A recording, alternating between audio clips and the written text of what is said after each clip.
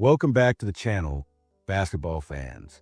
Today, we're diving into a surprising and dominant performance from the Indiana Fever, and they did it without Caitlin Clark. That's right, the Fever delivered one of their most complete games of the season, blowing out the defending champion Las Vegas Aces in a wire-to-wire win that wasn't even close by the final buzzer.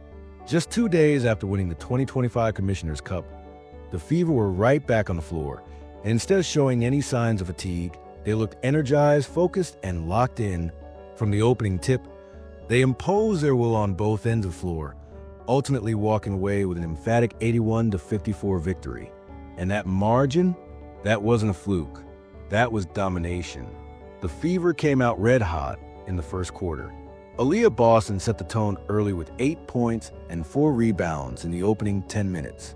Kelsey Mitchell added 7 points, and Natasha Howard contributed 6. Indiana was executing its offense with precision, shooting nearly 53% from the field. Meanwhile, Las Vegas couldn't find any rhythm, shooting just 28.6% in that same stretch. Aliyah Wilson did everything she could to keep the Aces afloat, scoring 10 of their 14 points in the first. But the rest of the team? Nowhere to be found. The Fever were outscoring Las Vegas in the paint 16-4. They were more physical, more focused, and more prepared. As the second quarter unfolded, things only got worse for Las Vegas. The Fever's defense tightened, and their offense kept rolling. By halftime, Indiana had opened up a 22-point lead, their largest halftime advantage of the entire season. Aliyah Boston continued to dominate, putting up 14 points and 6 boards by the break. Kelsey Mitchell had 12. Natasha Howard was already in double figures. But perhaps most impressive was Indiana's defense. The Fever were putting on a clinic, holding the Aces to just 25.8% shooting and forcing 10 turnovers. Aliyah Wilson was a lone bright spot for Las Vegas. She had 17 of her team's 24 points at the half. But outside of her, the rest of the Aces were shooting a combined 2 for 18 from the field. 2 made shots in 2 quarters. That's how locked in Indiana was. In the third quarter, the Fever didn't let up. Kelsey Mitchell started heating up and was up to 23 points by the time the fourth quarter began. She was orchestrating the offense, hitting shots, and dishing out assists.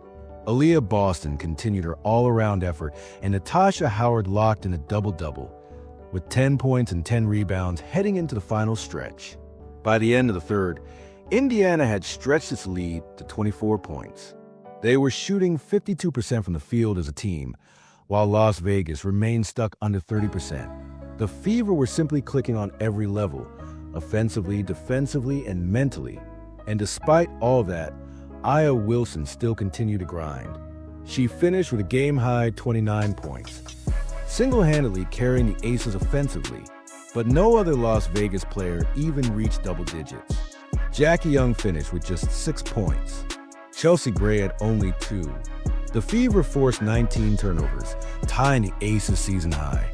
They held Las Vegas to their lowest scoring total of the year, just 54 points. That's a huge statement against a team that's been the WNBA's gold standard for the last 2 seasons. Let's not forget, Caitlin Clark didn't play in this game.